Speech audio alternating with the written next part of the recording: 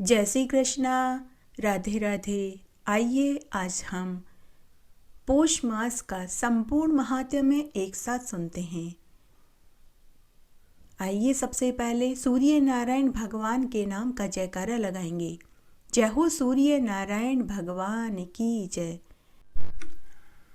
उठ प्रभाते सूरज मनाऊं, नारायण जी का दर्शन पाऊं। यो पाठ सवेरे गाऊं, नारायण जी का दर्शन पाऊं। यो पाठ दोपहर गाऊं, नारायण जी ने भोग जिमाऊं। यो पाठ संजा ने गाऊं, नारायण साथे बैकुंठा जाऊं। सिर सोए जरी का पेचा, आओ का सब्जी का बेटा। करे घोड़े सवार राणा जी का भरतार, कन्या गावे घरवर पावे, परणी पुत्र खिलावे। बूढ़ी गावे गंगा नावे, बूढ़ी गावे बैकुंठा जावे, ऐसा पाठ सवेरे गावे। पौष मास में सूर्य नारायण भगवान के 12 नामों का जाप करने का बहुत पुण्य फल मिलता है। हम आज इस महात्म्य को सूर्य नारायण भगवान के इन 12 नामों से ही शुरू करेंगे। ओम मित्राय नमः, ओम रविये नमः, ओम सूर्याय नमः, ओम भानुवे नमः, ओम खगाय नमः, ओम पुष्णे नमः, ओम हिरण्यगर्भाय नमः, ओम मरीचे नमः, ओम आदित्याय नमः, ओम सवित्रे नमः, ओम अकार्ये नमः, ओम भास्कराय नमो नमः। इसके बाद ही सूर्य नारायण भगवान को अर्घ्य देना चाहिए। पौष मास में सूर्य नारायण भगवान के इन 12 नामों का जाप करने के बाद ही सूर्य नारायण भगवान को अर्घ्य देना चाहिए। विक्रम संवत में पौष का महीना 10वां महीना है। हिंदू धर्म के नाम नक्षत्रों के आधार पर है। चंद्रमा जिस नक्षत्र में होता है उसी महीने का नाम उसी नक्षत्र के आधार पर होता है। इस मास में सूर्य देव की उपासना और पूजा उनके भग नाम से करनी चाहिए। पौष मास में सूर्य को ईश्वर का स्वरूप भग नाम से होता है। इस मास में सूर्य की पूजा व उपासना करने का अक्षय फल मिलता है। इस मास में रविवार का अलूना व्रत रखने, तिल और चावल की खिचड़ी का सूर्य नारायण भगवान को भोग लगाने और तिल और चावल की खिचड़ी का दान करने से मनुष्य तेजस्वी, यशस्वी, धनवान, पुत्रवान बनता है। पौष मास में तिल, गुड़, खिचड़ी, कंबल, ऊनी वस्त्र का दान योग्य व जरूरतमंदों को करने से बहुत पुण्य फल मिलता है। भूमि दान करने, ब्रह्मचारियों को भोजन कराने से जो पुण्य मिलता है वही पुण्य पौष मास में सूर्य देव को रोज सुबह तिल, कुशा, रोली, मूली, चावल, कच्चा दूध, मिश्री जल में डालकर अर्घ्य देने से ही मिल जाता है। 1000 साल तक ब्राह्मणों को भोजन कराने से जो पुण्य मिलता है वही पुण्य पौष मास के महात्म्य को सुनने से ही मिल जाता है। उगते सूर्य को अर्घ्य देने, उगते सूर्य की पूजा और उपासना करने और सूर्य देव के 12 नामों का जाप करने से शत्रु पर विजय मिल जाती है। धन, विद्या, ऐश्वर्य, सुख, संपत्ति व मरने के बाद वह मनुष्य सूर्य लोक में कोटि देवी देवताओं से पूजनीय और वंदनीय होता है। पौष मास के देवता सूर्य देव हैं। अगर जन्म कुंडली में सूर्य ग्रह कमजोर है तो पूरे पौष मास में सुबह जल्दी उठकर स्नान करके सूर्य देव भगवान को अर्घ्य देना चाहिए। जिस समय सूर्य की लालिमा एकदम लाल हो उस समय अर्घ्य देवें। 11 बार गायत्री मंत्र का जाप करें। सूर्य चालीसा, आदित्य हृदयशोध का पाठ करें।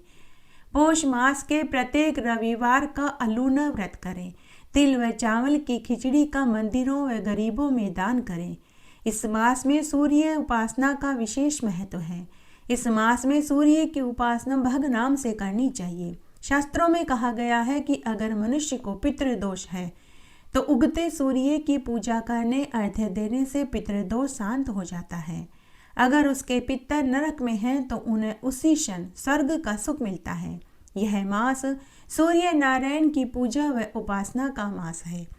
अगर जन्म कुंडली में सूर्य ग्रह कमजोर है तो मनुष्य हमेशा बीमार रहता है, मान सम्मान नहीं मिलता, नौकरी में तरक्की नहीं मिलती, गरीबी का मुख देखना पड़ता है, परिवार में हमेशा कलह रहता है, मन मुटाव बना रहता है, पति पत्नी में आपसी झगड़े होते रहते हैं, बच्चों से कभी नहीं बनती, पिता व बड़े भाई से हमेशा कटुता रहती है। इस मास में लाल वस्त्र, लाल चीज और गुड़ का दान करने का उत्तम फल मिलता है। पौष मास में सूर्य 11,000 रश्मियों के साथ ऊर्जा प्रदान करता है। इसलिए अगर पौष मास में रोज नियमित रूप से सूर्यदेव भगवान को अर्घ्य दिया जाए तो कुंडली में सूर्य मजबूत हो जाता है। इस मास में सूर्य के 12 नामों का जाप कर लिया जाए तो व्यक्ति स्वस्थ, निरोगी, कंचन जैसी काया वाला हो जाता है। पौष मास में सूर्य उत्तरायण से दक्षिणायन होता है, मगर मकर संक्रांति के दिन सूर्य उत्तरायण होता है, जिसके बाद से दिन बड़े व रातें छोटी होने लग जाती हैं। सूर्य के उत्तरायण होने की स्थिति को देवताओं का दिन कहा गया है।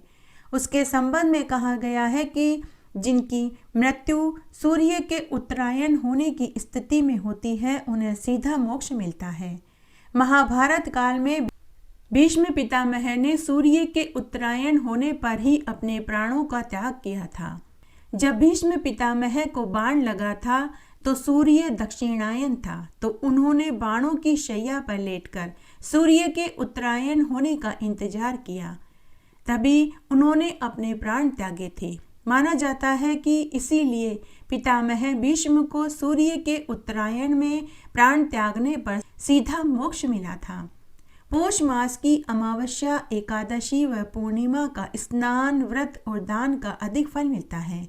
माना जाता है कि इन 3 तिथियों में पवित्र नदियों में जाकर स्नान करने, दान पुण्य करने मात्र से ही उस मनुष्य के सारे पाप धुल जाते हैं और मरने के बाद सूर्य लोक में वह पूजनीय होता है। पौष मास की अमावस्या को पवित्र नदियों में जाकर स्नान करने, पितरों के निमित्त पिंडदान और तर्पण करने से पितृ दोष दूर हो जाता है। काल सर्प दोष से मुक्ति मिलती है। पौष मास के रविवार को लाल कपड़ा, तांबे का लोटा और गुड़ का दान करने से मन इच्छित वस्तु की प्राप्ति होती है। पौष मास को खर मास क्यों कहते हैं?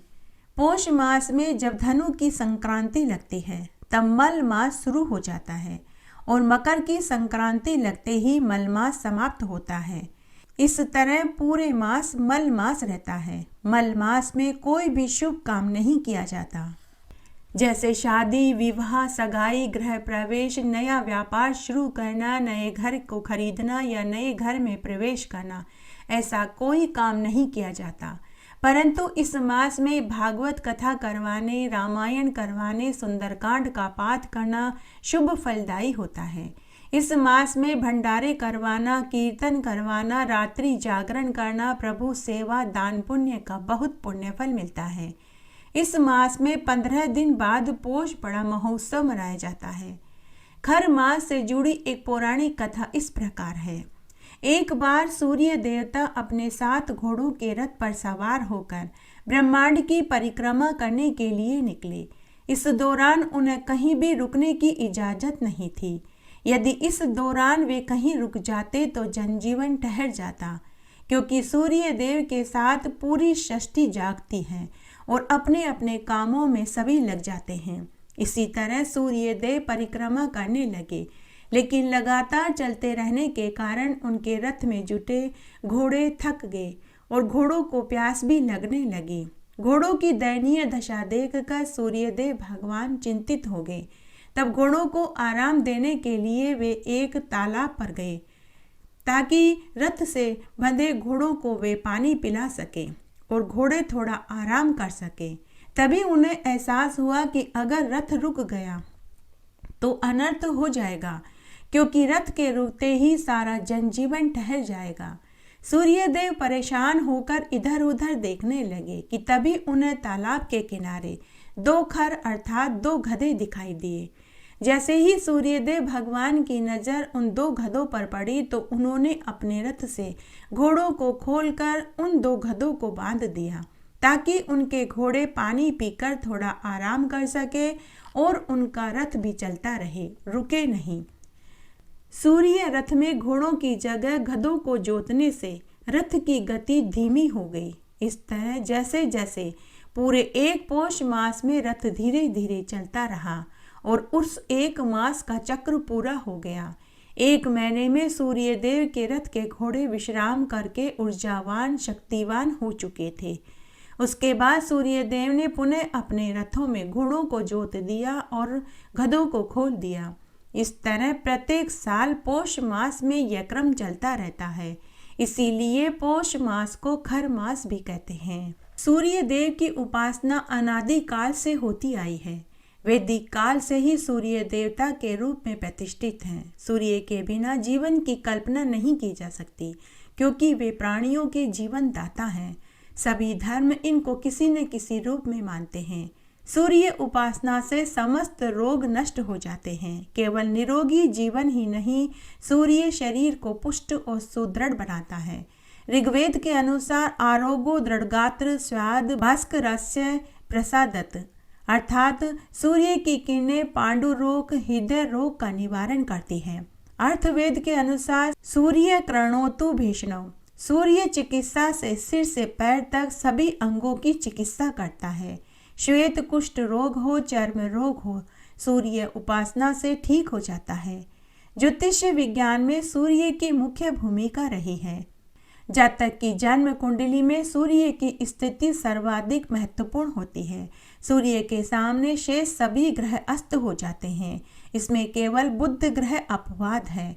सहस्त्र शीर्षा पुरुषाम सहस्त्राक्ष सहस्त्रपात स भूमिन सर्वत स्पृत्वा त्वतिष्ठित दशा अंगुलम। सूर्य सबसे अधिक प्रभावी, प्रतापी, प्रत्यक्ष, सर्वस्पर्शी देवता है। प्रत्येक युग में इनकी महत्ता और प्रभावशीलता रही है। आज भी वे यथावत शक्ति संपन्न, सर्व पोषक, जीवन प्रदाता, तमोहारी और अजय है। वस्तुतः सूर्य देवता त्रिमूर्ति है। ब्रह्मा विष्णु महेश का संयुक्त स्वरूप है। उदये ब्रह्मणो रूपम मध्याह्ने तु महेश्वरम अस्तमाने स्वं विष्णु त्रिमूर्ति दिवाकर। द्वापर युग में भगवान श्री कृष्ण ने एक प्रसंग में सूर्य की महिमा इस प्रकार बताई कि सूर्य देव समस्त ब्रह्मांड के नेत्र स्वरूप हैं। दिवस की उत्पत्ति उन्हीं से होती है। वे सदा वर्तमान में रहने वाले शाश्वत स्थायी देवता हैं। उन्होंने ही समस्त जगत को उत्पन्न किया है और अंत में सारी सृष्टि समाप्त होने पर उन्हीं के प्रभा मंडल में विलीन हो जाती है। विश्व ब्रह्मांड में जितने भी ग्रह, नक्षत्र, योग, राशि, करण, वसु, आदित्य, वायु, अग्नि, नर, नाग, पशु, पक्षी, नदी, समुद्र, पृथ्वी, वन, मरु, स्थल, भौतिक पदार्थ दृष्टिगोचर होते हैं, उन सब की उत्पत्ति, पालन और समाप्ति का प्रमुख कारण सूर्य देवता है। सूर्य का उदय सबको चेतना देता है।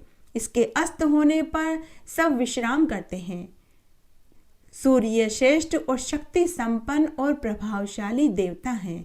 अंतरात्मा नाम से विख्यात सूर्य देव प्रत्येक प्राणी में बाह्य आत्मा के रूप में और सुषुम्ना, स्वप्न और जागृति में विद्यमान है।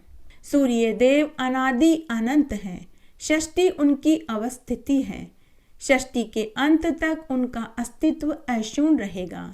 विष्णु की नाभि कमल पर एकांकी रहते हुए ब्रह्मा की इच्छा हुई कि इस एकांत और शून्यता को मिटाने के लिए षष्ठी की रचना की जाए। तब उन्होंने अपनी दिव्य शक्ति, योग बल और अलौकिक तेज के प्रभाव का उपयोग किया।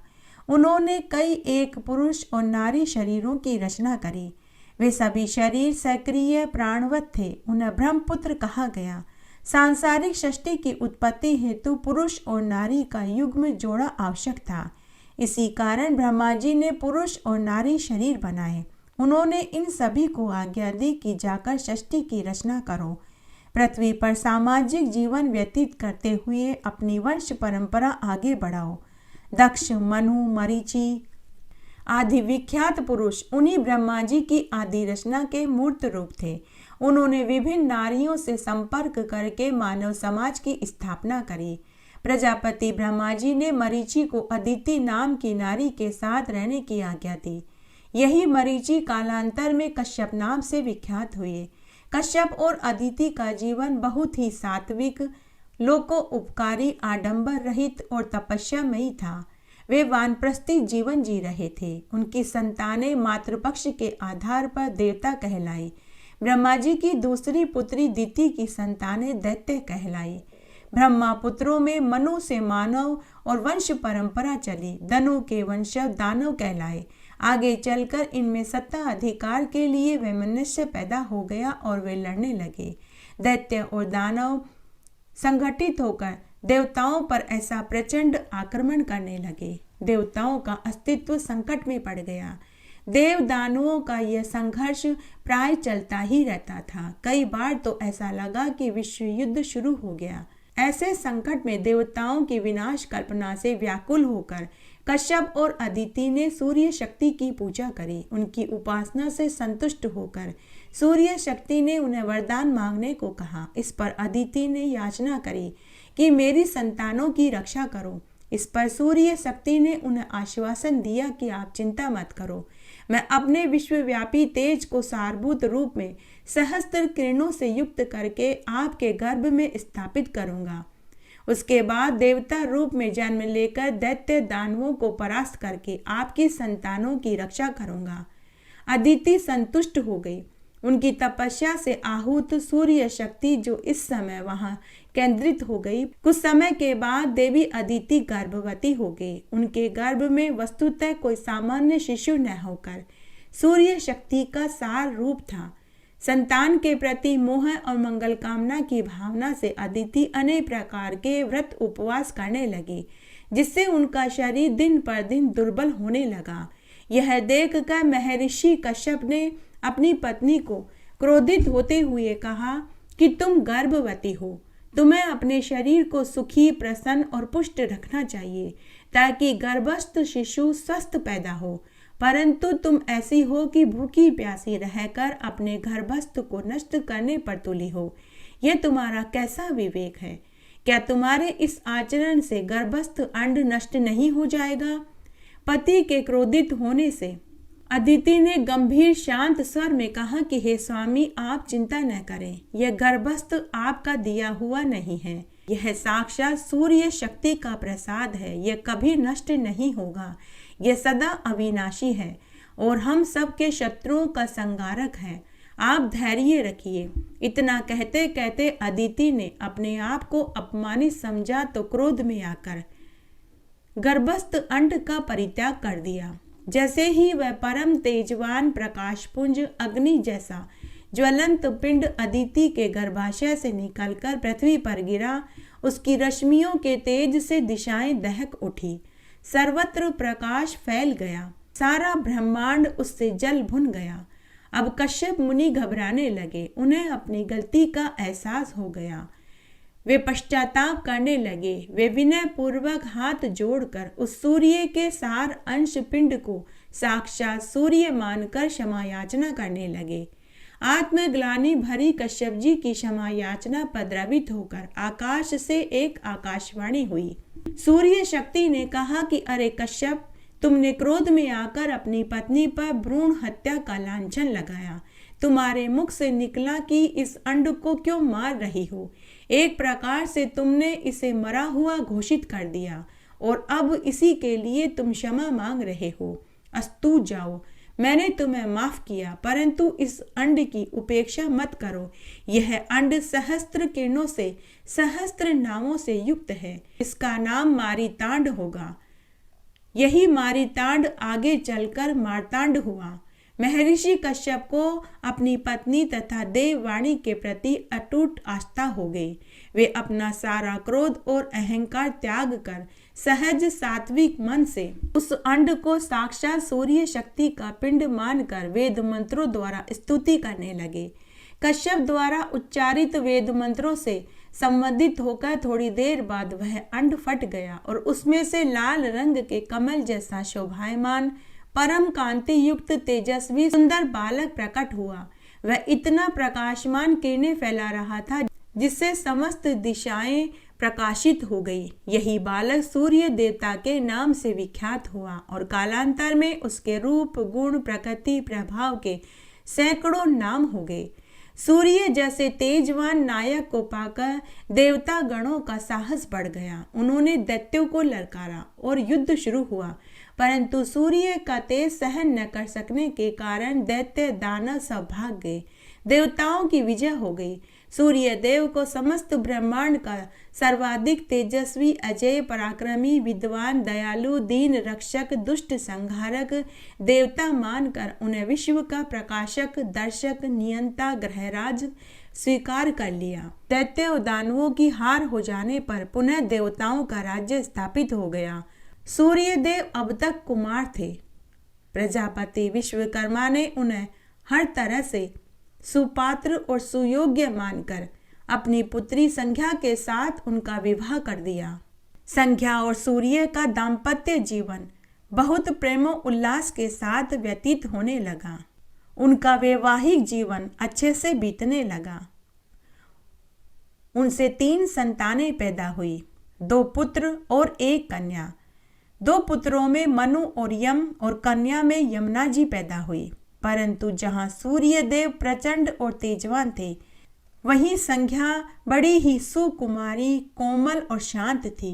संध्या सूर्य देव की प्रचंड शक्ति और तेज को सहन न कर पाई, अतः अपनी रक्षा के लिए संध्या ने योग बल से अपने ही अनुरूप वाली छाया नाम की स्त्री को प्रकट किया और उस छाया को आज्ञा दी कि तुम मेरे रूप में जाकर मेरे पति सूर्य देव के पास रहो, और स्वयं छिपकर उत्तर कुश में एकांतवास रहने लगी। छाया वैसे तो संध्या का प्रतिरूप ही थी। वही काया, वही वर्ण, वही रूप, वही स्वभाव, वही स्वर और वही बुद्धि। सूर्य देव को इस परिवर्तन का पता नहीं चला। वे छाया को संज्ञा ही समझते रहे। फलतः दोनों का दाम्पत्य जीवन प्रेम पूर्वक चलता रहा। छाया ने भी, जिसका नाम समवर्णा था, कालांतर में 3 संतानों को जन्म दिया। 2 पुत्र समवीण और शनि और 1 पुत्री तप्ती, जो बाद में ताप्ती नदी बनी। 2 पुत्र और पुत्री पैदा होने के बाद छाया का स्वभाव धीरे धीरे बदलने लगा। वह अपनी संतानों से अधिक प्रेम करने लगी और संध्या की संतानों के साथ सौतेला बर्ताव करने लगी। यह विरोधाभास सभी संतानों को खटकने लगा। संध्या का पुत्र मनु गंभीर था। वे इस सौतेले बर्ताव को सहन कर गए, परंतु यम सौतेले बर्ताव को सहन न कर सके। वे अपनी मां पर कुपित हो गए और उनके ऊपर चरण प्रहार कर दिया। इससे छाया ने यम को शाप दिया कि जा, तू जितने वेग से मेरी ओर झपटा है, अब तेरी बुद्धि उतनी ही मंद हो जाएगी। सूर्य देव को जब छाया की वास्तविकता का और उसके अस्तित्व और स्वभाव का पता चला तो वे बहुत दुखी हुए। बाद में जब यम को प्रेतों का अधिपति होने का शाप दिया गया तो उन्होंने अपने तेज से छाया का शाप निष्प्रभाव करके यम को वरदान दिया कि जाओ पुत्र, अब से तुम धर्मराज के पद पर आसीन रहोगे और समस्त प्राणियों के अच्छे बुरे कर्मों का लेखा जोखा पढ़कर तुम ही सुनाओगे। तुम ही उन्हें स्वर्ग और नरक दोगे। इस प्रकार सूर्यदेव ने यम पर लगे माता के अभिशाप को अपने वरदान से क्षीण कर दिया। तथापि छाया के प्रति उनका क्रोध शांत नहीं हुआ।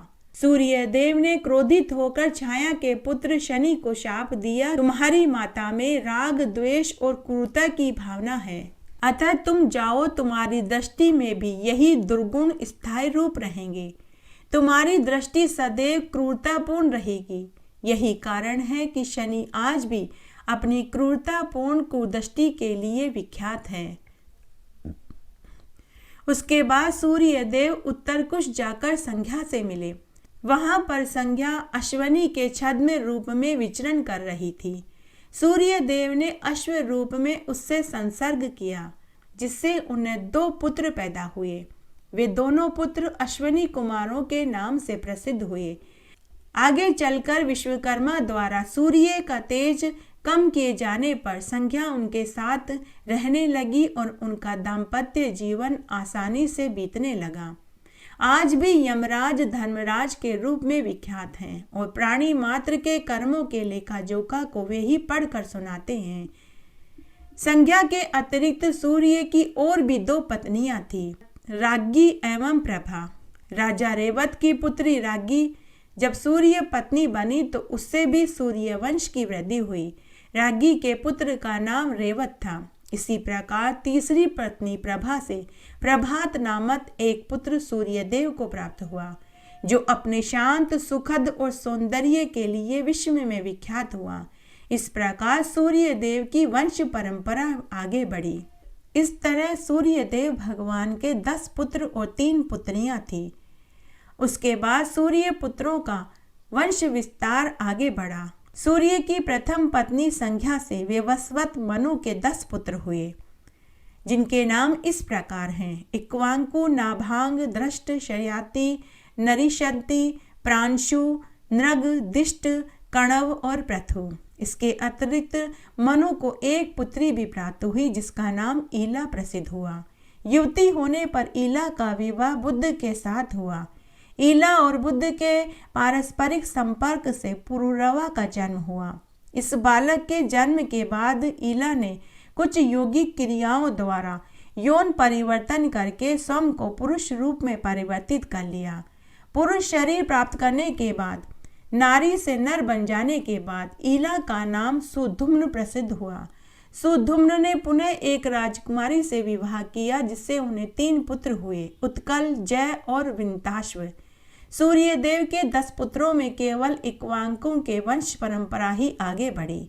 सूर्य देवता की आराधना और उपासना के लिए जिन 21 नामों को प्रभावशाली माना जाता है वे इस प्रकार हैं: विकर्तन, विवस्वान, मार्तंड, भास्कर, रवि, लोक प्रकाशक, श्रीमान, लोक चक्षु, महेश्वर, लोक साक्षी, सर्वदेव नमस्कृत, त्रैलोकेश, कर्ता, हर्ता, तमिस्त्रहा, तपन, तापन, शुचि, सप्ताश्व वाहन, गवस्ती हस्त और ब्रह्म।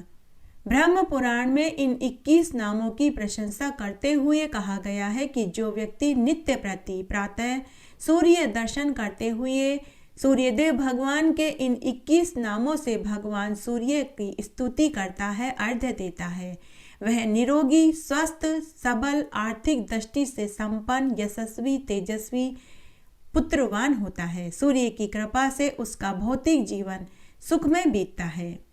सूर्य के अष्टो उत्तर शत नाम। एक बार ऋषि मुनियों की मंडली में ब्रह्मा जी का प्रवचन हो रहा था।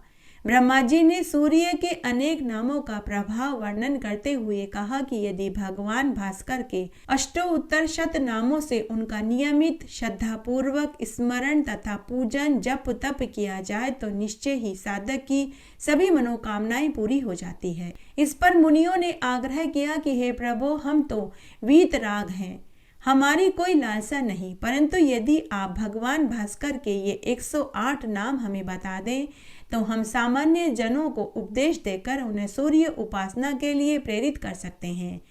तब सूर्य के 108 नामों से हवन विधि की गई, किंतु जो मनुष्य सूर्यदेव के इन 108 नामों द्वारा उनके ऊपर पुष्प अर्पित करना चाहे तो वे स्वाहा के स्थान पर नमः शब्द का उच्चारण करके यह कर्म कर सकते हैं। सूर्यदेव के ये 108 नाम इस प्रकार है: ओम सूर्य नमः, ओम अर्यमा नमः, ओम भग नमः, ओम तष्टा नमः, ओम पूषा नमः, ओम अर्क नमः, ओम सविता नमः, ओम रवि नमः, ओम गवस्तिमान नमः, ओम अज नमः, ओम काल नमः, ओम मृत्यु नमः, ओम धाता नमः, ओम प्रभाकर नमः, ओम पृथ्वी नमः, ओम आप नमः, ओम तेज नमः, ओम रम नमः, ओम रव नमः, ओम वायु नमः, ओम परायण नमः, ओम इंद्र नमः, ओम विवस्वान नमः, ओम दीप्तांशु नमः, ओम शुचि नमः, ओम सौरी नमः, ओम वैश्वर्ण नमः, ओम यम नमः, ओम वैद्युत नमः, ओम अग्नि नमः, ओम जठराग्नि नमः, ओम ऐंधन नमः, ओम तेजपति नमः, ओम धर्मध्वज नमः, ओम वेदकर्ता नमः, ओम वेदांग नमः, ओम वेदवाहन नमः, ओम कृत नमः, ओम सर्वम आश्रय नमः, ओम कला नमः, ओम काष्ठा नमः, ओम मूरत नमः, ओम शपा नमः, ओम याम नमः, ओम क्षण नमः, ओम संवत्सकर नमः, ओम अश्वत्थ नमः, ओम कलचक्र नमः, ओम विभावसु नमः, ओम पुरुष नमः, ओम शाश्वत नमः, ओम योगी नमः, ओम अव्यक्ताव्यक्त नमः, ओम सनातन नमः, ओम कालाध्यक्ष नमः, ओम प्रजाध्यक्ष नमः, ओम विश्वकर्मा नमः, ओम तमोनुद नमः, ओम वरुण नमः, ओम सागर नमः, ओम अंश नमः, ओम जीमूत नमः, ओम जीवन नमः, ओम अरिक्षा नमः, ओम भूताश्रय नमः, ओम भूतपति नमः, ओम सर्वलोक नमस्कृत नमः, ओम सृष्टा नमः, ओम संवर्तक नमः, ओम सर्वादि नमः, ओम अलोलुप नमः, ओम अनंत नमः, ओम कपिल नमः, ओम भानु नमः, ओम कामद नमः, ओम सर्वतोमुख नमः, ओम जय नमः, ओम विशाल नमः, ओम वरद नमः, ओम सर्वभूत निवेशित नमः, ओम मन नमः, ओम सुपर्ण नमः, ओम भूतादि नमः, ओम शीघ्रग नमः, ओम प्राण धारण नमः, ओम धन्वंतरी नमः, ओम धूमकेतु नमः, ओम आदिदेव नमः, ओम अदितिपुत्र नमः, ओम द्वादशात्म नमः, ओम रवि नमः, ओम दक्ष नमः, ओम पिता नमः, ओम माता नमः, ओम पितामह नमः, ओम स्वर्गद्वार नमः, ओम प्रजाद्वार नमः, ओम मोक्षद्वार नमः, ओम त्रिविष्टप नमः, ओम दहकता नमः, ओम प्रशांत आत्मा नमः, ओम विश्व आत्मा नमः, ओम विश्वतोमुख नमः, ओम चराचरात्मा नमः, ओम सूक्ष्म आत्मा नमः, ओम मित्रे नमः, ओम करुणा अन्वंती नमः, ओम दिनकर नमः, ओम पतंग नमः। स्वर्ग और पृथ्वी के बीच जो ब्रह्मांड है उसी के मध्य भाग में सूर्य है। सूर्य मंडल और ब्रह्मांड 25 करोड़ योजन की दूरी पर है। मृत अंड अर्थात चेतना शून्य अंड में विराजने के कारण सूर्य को मार्तंड कहा गया है। हिरण्यमय ब्रह्मांड से यह प्रकट हुआ, अतः सूर्य हिरण्य गर्भ भी कहे जाते हैं। दिशा, आकाश, अंतरिक्ष लोक, पृथ्वी लोक, स्वर्ग, अपवर्ग, नरक, पाताल, इनका सम्यक प्रकार से विभाजन होना सूर्य पर निर्भर है। देवता, मनुष्य, पशु, रेंग कर चलने वाले जंतु, वृक्ष आदि जितने भी प्राणी हैं, उन सब की आत्मा यह सूर्य है। इन्हें नेत्र इंद्रिय का स्वामी कहा गया है। भगवान सूर्य इसी के मध्य भाग में विराजते हैं। उत्तरायण होने पर इनकी गति मंद पड़ जाती है। अपने प्रचंड तेज से त्रिलोकी को प्रकाशित करते हुए ये सदा तपते रहते हैं। इनका यह उत्तरायण स्थान बहुत ऊंचा है। ये जब इस स्थान पर आते हैं तब दिन बड़े लगते हैं। जिस समय दक्षिणायन मार्ग पर चलते हैं तब इनकी गति में तीव्रता आ जाती है। इनका यह स्थान नीचा है। जब इस स्थान पर चलते हैं तब दिन छोटे होने लगते हैं। सूर्य का तीसरा स्थान विषुवत कहलाता है। इस पर चलते समय इनकी गति में समानता आ जाती है, क्योंकि यह स्थान सर्वत्र समतल है। इस पर चलते समय दिन के परिणाम में कोई खास अंतर नहीं आता। जिस समय सूर्य मेष और तुला राशि पर आते हैं उस समय दिन और रात में प्राय समानता आ जाती है। जब ये वृक्ष आदि 5 राशियों में रहते हैं तब दिन के मान में वृद्धि हो जाती है और रात्रि छोटी लगने लगती है। जब वृक्ष आदि 5 राशियों में चलते हैं तब दिन और रात में विपरीत परिवर्तन होने लगता है। अब सूर्य की श्रेष्ठ गति का वर्णन हम सुनते हैं। ये शीघ्र, मंद आदि 3 प्रकार की गति से चलते हैं। सभी ग्रहों के स्वामी 3 हैं। स्थान के नाम से जारद गौ, ऐरावत और वैश्वानर। जारद गौ मध्य में, ऐरावत उत्तर में और वैश्वानर दक्षिण में है। प्रत्येक स्थान में 3 विधियां हैं। अश्वनी, भरणी और कृतिका को नाग विधि कहते हैं। रोहिणी, मृगशिरा, आद्रा ये गज विधि कहलाती है। पुण्य, पुण्यवसु, अश्लेषा यह ऐरावती विधि कहलाती है। ये 3 विधियां उत्तर मार्ग कहलाती है। मघा, पूर्वा फाल्गुनी, उत्तरा फाल्गुनी यह आर्ष विधि कहलाती है। हस्त, चित्रा एवं स्वाति गो विधि कहलाती है। विशाखा, अनुराधा, ज्येष्ठा को जारद विधि कहा जाता है। इन 3 विधियों को दक्षिण मार्ग कहा जाता है। जब सूर्य का रथ उत्तरायण मार्ग पर चलता है, दोनों पहिए पवन रूपी पाश से बंधकर ध्रुव द्वारा खींचे जाते हैं। उस समय सूर्य की आरोहण गति कहलाती है। मंडल के भीतर से रथ चलता है। इस मंद गति से दिन क्रमशः बढ़ने लगता है और रात्रि छोटे होने लगती है। यही सोमयान का क्रम है। इसी प्रकार जब सूर्य का रथ दक्षिणायन मार्ग पर पाश द्वारा खींचा जाता है तब उसे अवरोहण कहते हैं। मंडल के बाहर से गति होती है, उस समय सूर्य की चाल बहुत तेज होती है। दिन का क्रमशः ह्रास और रात्रि की वृद्धि होती है। विषुव मार्ग पर सूर्य का रथ पाश द्वारा किसी ओर नहीं खींचा जाता, साम्य रहता है। मंडल के मध्य भाग में सूर्य विराजमान रहते हैं, इसीलिए रात और दिन दोनों का बराबर मान रहता है। जब ध्रुव की आज्ञा मानकर पवन और पाश सूर्य के रथ को खींचते हैं, उस समय भीतर के मंडलों में ही सूर्य चक्कर लगाता है। पुनः ध्रुव के पाश से मुक्त होते ही सूर्य का रथ बाहर के मंडलों में घूमने लगता है। इस मेरु पर्वत के पूर्व भाग में इंद्र की पुरी देवधानी है।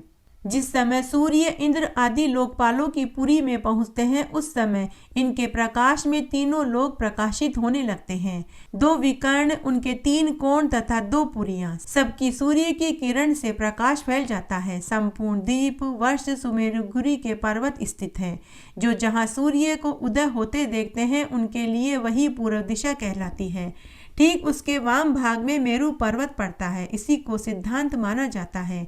हजारों किरणों वाले सूर्य समय और मार्ग के प्रदर्शक हैं। जब ये इंद्र की पुरी में संयमनी पुरी को जाते हैं, तब 15 घड़ी में 125 करोड़ 12,75,000 योजन का मार्ग तय कर लेते हैं। इसी प्रकार वरुण लोक, चंद्रलोक, इंद्रलोक को जाने में समय एवं मार्ग की दूरी का नियम है। सूर्य को काल चक्रात्मा और धूमड़ी कहते हैं। समय की जानकारी प्राप्त करने के लिए इनका भ्रमण होता रहता है।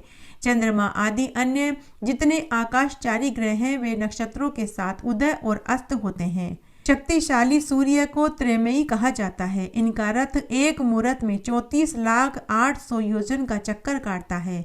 इसमें चारों दिशाओं की चारों पुरियां पड़ जाती है। प्रवह नाम की वायु इनके रथ के चक्के को सदा घुमाया करती है। जिस रथ पर सूर्य बैठते हैं, उसका एक चक्का 1 संवत्सर का रूप है, ऐसा विद्वान पुरुष कहते हैं। 12 अरों, 3 धुरों, 6 अवनियों से यह संपन्न है। इस रथ की एक धुरी का सिरा सुमेरु पर्वत के शिखर पर, तो दूसरा मानसरोवर पर्वत पर है। सूर्य के रथ का पहिया इस प्रकार घूमता है मानो तेल पेरने का यंत्र चक्कर काट रहा हो। यूं तो मानसो उत्तर पर्वत के ऊपर सूर्य परिभ्रमण करते हैं। इस धुरी में एक अन्य धुरी भी है। इसका परिणाम प्रथम धुरी से 4 गुना अधिक है।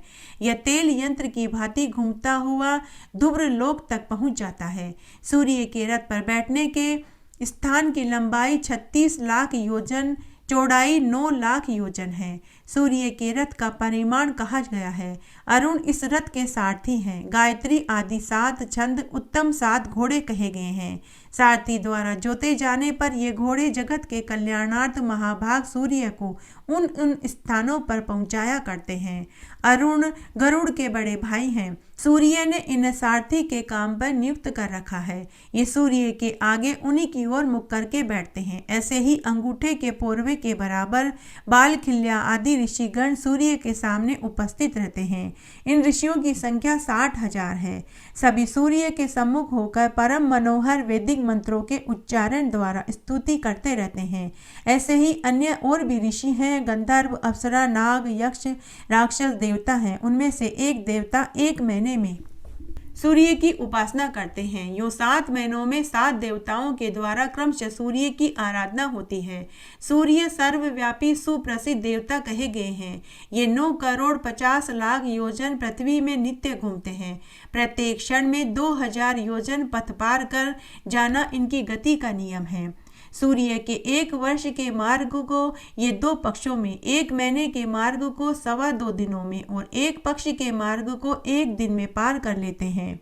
भगवान सूर्य नारायण संपूर्ण प्राणियों का कल्याण करने के लिए जगत में घूमते हैं। साथ ही कर्मों की शुद्धि के लिए अपने वेदमय विग्रह को 12 भागों में विभक्त करके वसंत आदि 6 ऋतुओं में समुचित रूप से गुणों की व्यवस्था करते हैं। वर्ण आश्रम धर्म का पालन करने वाले संपूर्ण पुरुष निरंतर वेद की आज्ञा के अनुसार छोटे आदि बड़े कर्मों का संपादन करके श्रद्धापूर्वक योगों के साधनों द्वारा इन सूर्य रूप भगवान नारायण की उपासना करते हैं।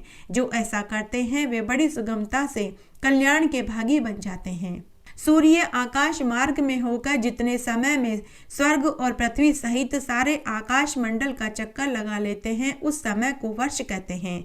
वर्ष 5 प्रकार के कहे गए हैं: संवत्सर, परिसंवत्सर, इडावत्सर, अनुवत्सर, इदवत्सर। समय की गति जानने वाले पुरुषों का कथन है कि सूर्य सदा समान रूप से नहीं चलते। इनकी चाल कभी मंद, कभी तीव्र तो कभी सम हो जाती है। उदय काल में प्रतिदिन सूर्य को अर्घ्य देने से 1 बरस में ही सिद्धियां सुलभ हो जाती है। सूर्य उदय से सूर्यास्त तक सूर्य की ओर मुंह करके किसी मंत्र या स्रोत का जाप करना चाहिए। इसे आदित्य व्रत कहते हैं। इस व्रत को करने से बड़े बड़े पातकों से भी छुटकारा मिल जाता है। भगवान भास्कर की कृपा से सभी प्रकार के पापों से छुटकारा मिल जाता है। सूर्य देव के एक दिन के पूजन से जो प्राप्त होता है वह सैकड़ों यज्ञ और अनुष्ठान करने से भी प्राप्त नहीं होता। यदि शुक्ल पक्ष की सप्तमी को रविवार हो तो उस दिन विजया सप्तमी होती है। इस विजया सप्तमी को किया गया दान महान फल को देने वाला होता है। इसमें किया गया तप, स्नान, दान, होम, उपवास बड़े बड़े पातकों का नाश कर देता है। सफेद, लाल, पीली मिट्टी से सूर्यदेव के मंदिर को लीपने से मनवांछित फल की प्राप्ति होती है। जो तिल के तेल का दीपक सूर्य भगवान के मंदिर में जलाता है वह कभी अंधा नहीं होता। सूर्य देव मंदिर में दीप दान करने वाला मनुष्य सदा ज्ञान के प्रकाश से प्रकाशित रहता है। सूर्य देव मंदिर हो, चौराया हो, सड़क हो, वहाँ दीप दान करने वाला व्यक्ति सौभाग्यशाली होता है। दीपक की लो की तरह ही दीप दान करने वाला व्यक्ति भी सदैव उच्च शिखर पर बढ़ता है। भगवान सूर्य और हनुमान जी के मध्य गुरु शिष्य संबंध का प्रारंभ बहुत ही रहस्यमय है। एक बार बचपन में हनुमान जी भूख लगने के कारण उदय होते हुए सूर्य को निगल गए। उस दिन अमावस्या थी, सूर्य ग्रहण पड़ने वाला था। हनुमान जी के डर से राहु इंद्र के पास शिकायत करने गया। ऐरावत पर चढ़कर इंद्र हनुमान जी के पास पहुंचे, लेकिन हनुमान जी इतने भूखे थे कि राहु और ऐरावत को भी फल समझकर निगलने के लिए दौड़े। इंद्र ने क्रोधित होकर अपनी रक्षा करते हुए हनुमान जी पर वज्र का प्रहार कर दिया, जिससे हनुमान जी कुछ क्षण के लिए मूर्छित होकर गिर पड़े। इंद्र का यह कृत्य देखकर पवनदेव दुखी होकर अपनी गति को उन्होंने रोक लिया, जिससे तीनों लोकों में हाहाकार मच गया। उस समय सभी देवताओं ने अपने अपने अस्त्र शस्त्रों से अवध्यता का वरदान दिया। सूर्य ने भी अपने तेज का कुछ भाग हनुमान जी को दिया और उन्हें विद्वान बना देने का आश्वासन दिया। इन परिस्थितियों में सूर्य द्वारा हनुमान जी को शिक्षा देने का आश्वासन देना विचारणीय है। उन्होंने यही वर क्यों दिया? वह भी तो अन्य देवताओं की तरह अन्य वरदान दे सकते थे। इससे स्पष्ट होता है कि हनुमान जी ज्ञान अर्जन करने के लिए उनके पास गए थे।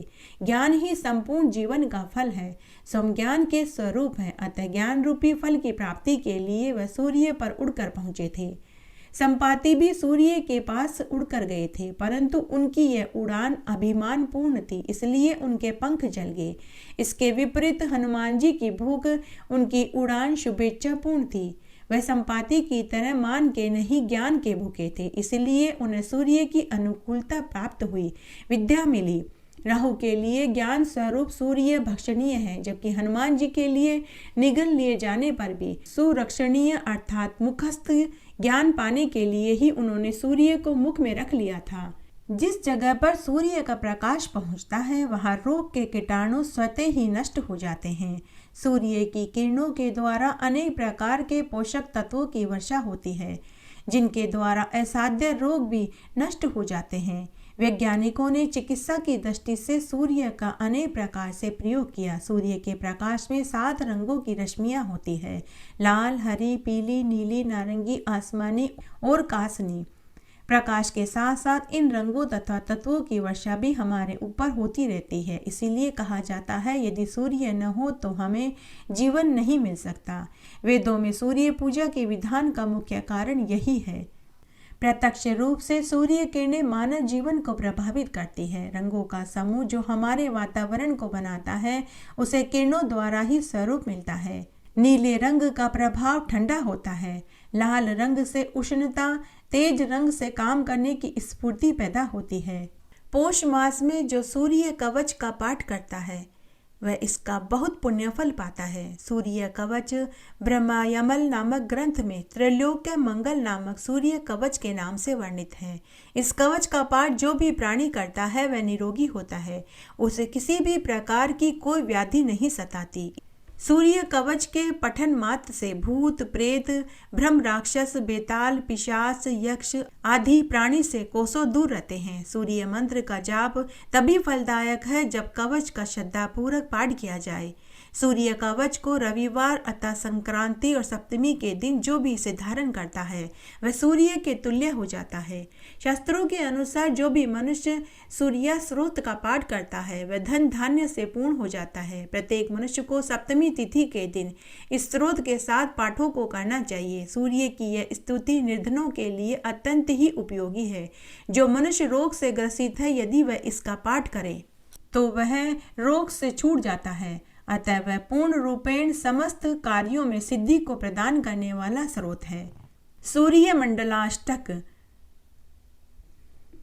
इस संसार को प्रकाशित करने वाले, इस संसार को पैदा करने वाले, रक्षा करने वाले, नाश करने वाले, त्रिमयी त्रिगुणात्मक धारी त्रिधाता नारायण शंकर नामक 3 रूप धारण करने वाले भगवान सूर्यदेव को नमस्कार है।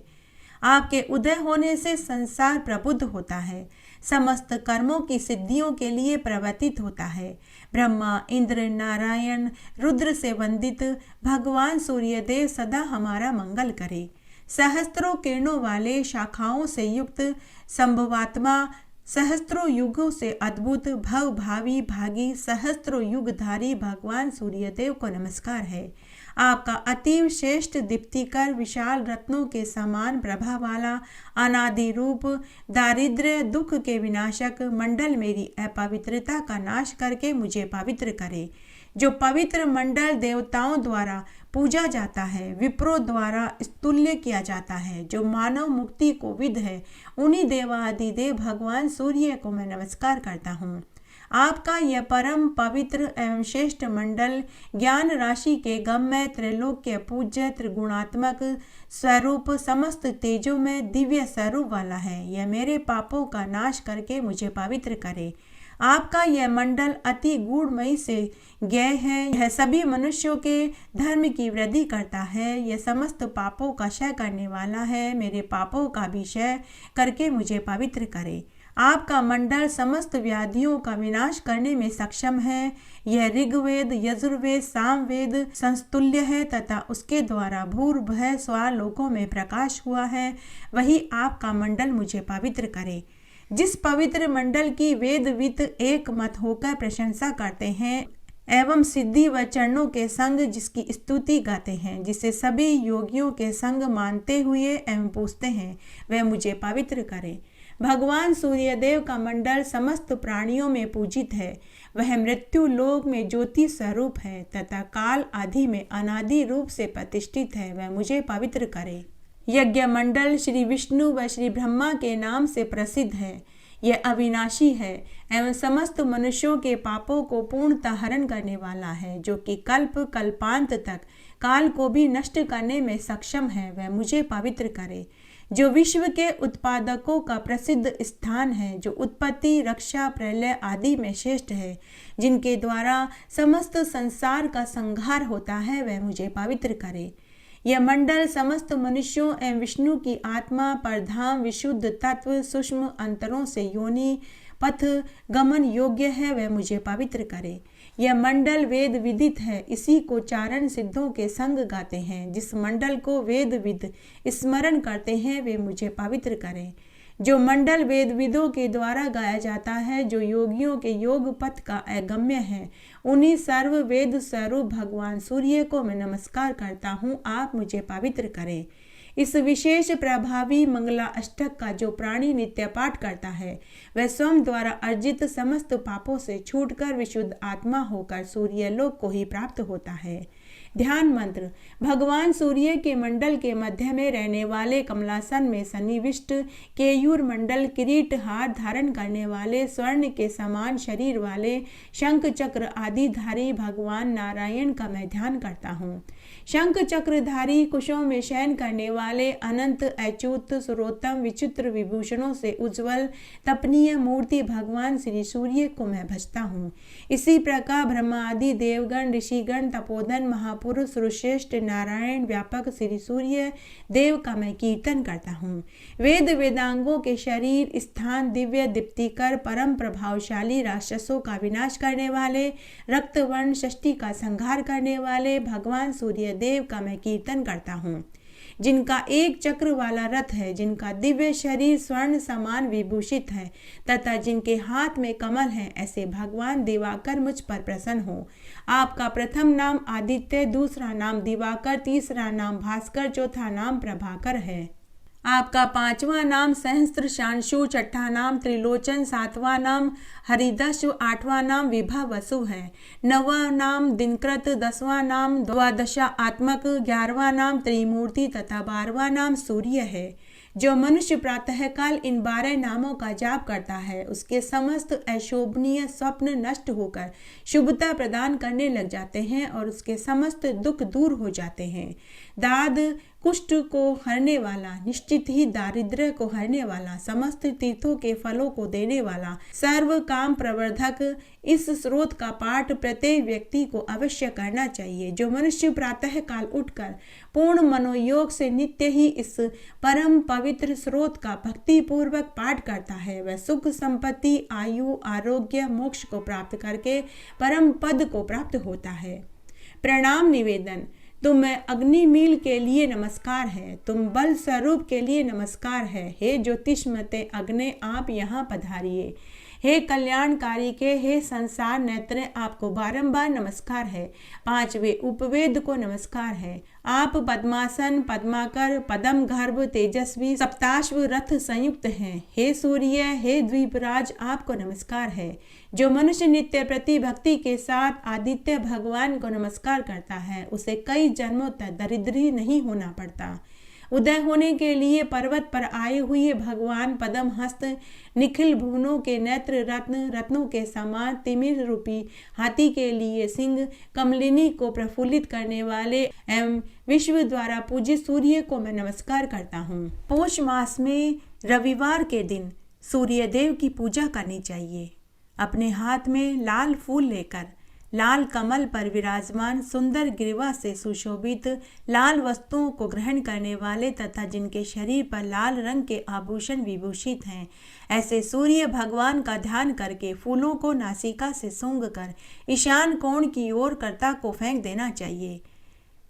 सूर्य गायत्री मंत्र का जाप करना चाहिए। वह इस प्रकार है: ओम आदित्याय विद्महे भास्कराय धीमहि तन्नो भानु प्रचोदयात्।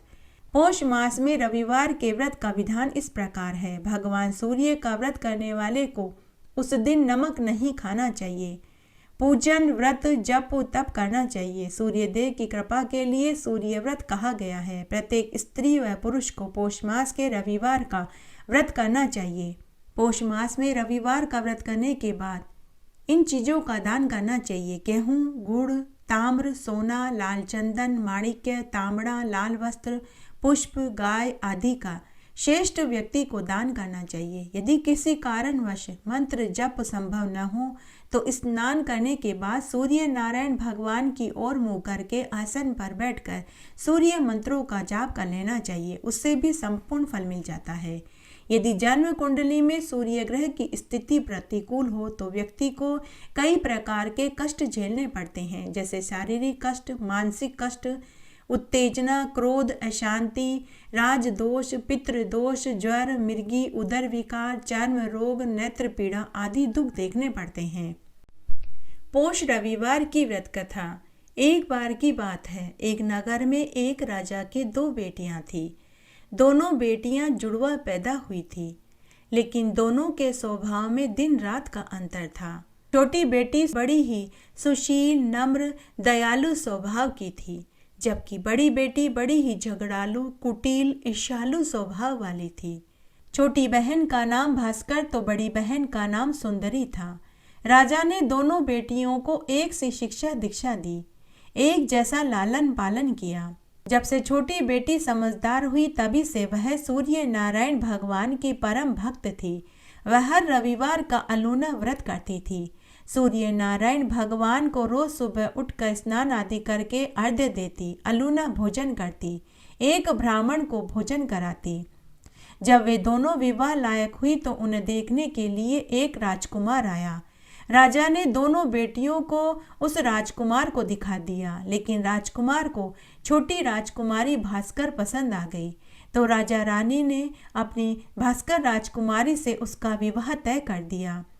शादी की तारीख भी पक्की हो गई, लेकिन बड़ी बहन को यह पसंद नहीं आया, तो उसने शादी से एक दिन पहले ही अपनी बहन भास्कर को धोखे से कुएं में धक्का दे दिया और खुद उसकी जगह ले ली।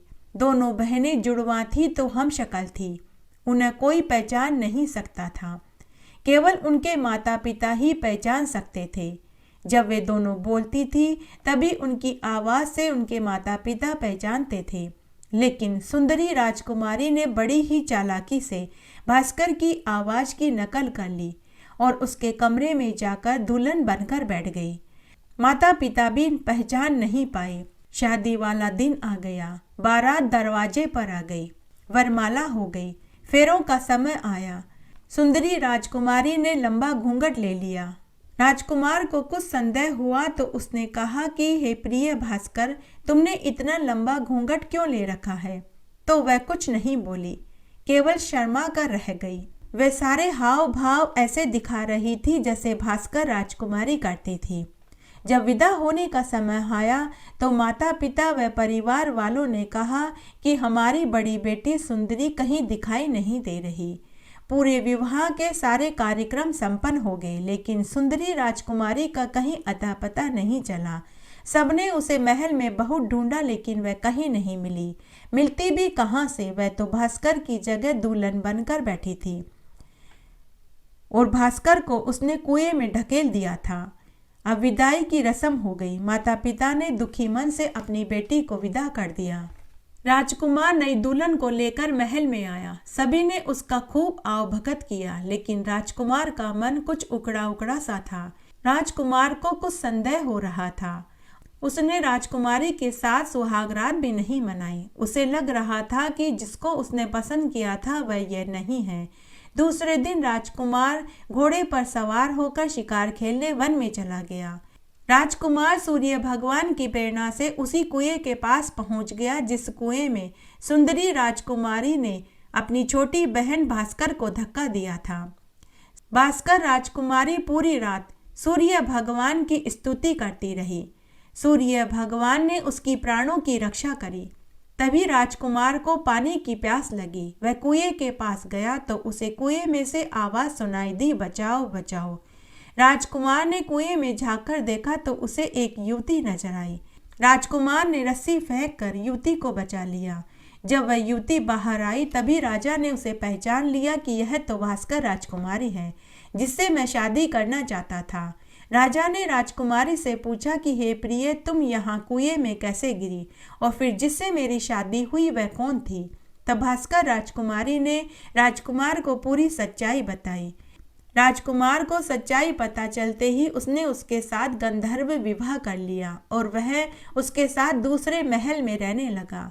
जब कई दिनों तक राजकुमार महल में नहीं पहुंचा तो सुंदरी राजकुमारी ने अपने दास दासियों को पता करने के लिए भेजा। दास दासियों ने पता किया और फिर सुंदरी राजकुमारी से कहा कि हे राजकुमारी जी, राजकुमार तो एक अन्य रानी के साथ दूसरे महल में बड़े ही आनंद के साथ रह रहे हैं।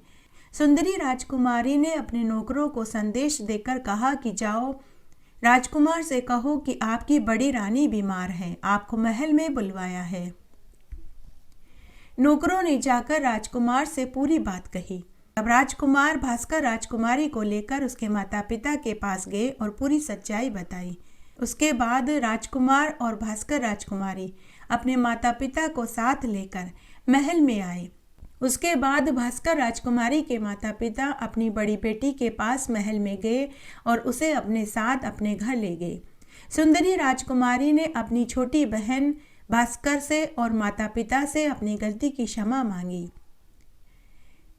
भगवान सूर्यदेव की कृपा से भास्कर राजकुमारी की जान बची और उसे पति सुख मिला। हे सूर्य नारायण भगवान, जैसा सुख आपने छोटी राजकुमारी को दिया वैसा सबको देना, कहानी कहने वाले को, सुनने वाले को और हुक्कारा देने वाले को। पोष रविवार की कहानी। एक बार एक गांव में एक साहूकार पति पत्नी थे। उनकी शादी को अनेक बरस हो गए, लेकिन उन्हें संतान सुख की प्राप्ति नहीं हुई। एक दिन साहूकार सुबह सुबह काम पर जा रहा था तो उसने देखा कि सामने से एक किसान खेत में दाना डालने के लिए आ रहा है। साहूकार के मिलते ही वह वापस लौट गया और बोला कि आज तो अपशकुन हो गया। साहूकार ने सुना तो उसका मुंह उतर गया। घर पर उसकी पत्नी ने आंगन में जब चिड़ियों को देखा तो उसने दाना डाला कि तभी सारी चिड़ियाएं ची ची करती हुई उड़ गई और बोली कि इस घर में तो बच्चे ही नहीं हैं तो दाना कहाँ से मिलेगा। यह सुनकर साहूकारनी भी उदास हो गई। थोड़ी ही देर में साहूकार घर आ गया। घर आकर साहूकार ने अपनी पत्नी को किसान वाली बात बताई तो पत्नी ने भी अपने पति को चिड़िया वाली बात बताई। दोनों पति पत्नी उदास हो गए।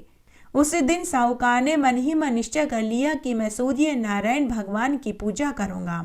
इस तरह अब वह रोज सुबह जल्दी उठकर सूर्य नारायण भगवान को अर्घ्य देता और सूर्य नारायण भगवान की पूजा करने लगा। इस तरह पूजा करते हुए उसे 12 बरस बीत गए। तब एक दिन राणादेव ने सूर्य नारायण भगवान से कहा कि हे देव, मृत्युलोक में एक साहूकार आपकी 12 बरस से पूजा कर रहा है। आपको उसकी मन की इच्छा पूरी करनी चाहिए। तब सूर्य नारायण भगवान ने राणादेव से कहा कि इस साहूकार की किस्मत में विधाता ने औलाद का सुख ही नहीं लिखा तो मैं इसे बच्चा कैसे दे सकता हूँ। लेकिन राणादेव ने जिद पकड़ ली तो सूर्य नारायण भगवान को राणादेव की जिद के आगे हार माननी ही पड़ी। तब एक रात्रि को सूर्य नारायण भगवान ने साहूकार को स्वप्न में दर्शन देकर कहा कि हे साहूकार, मैं तेरी पूजा और व्रत से संतुष्ट हुआ।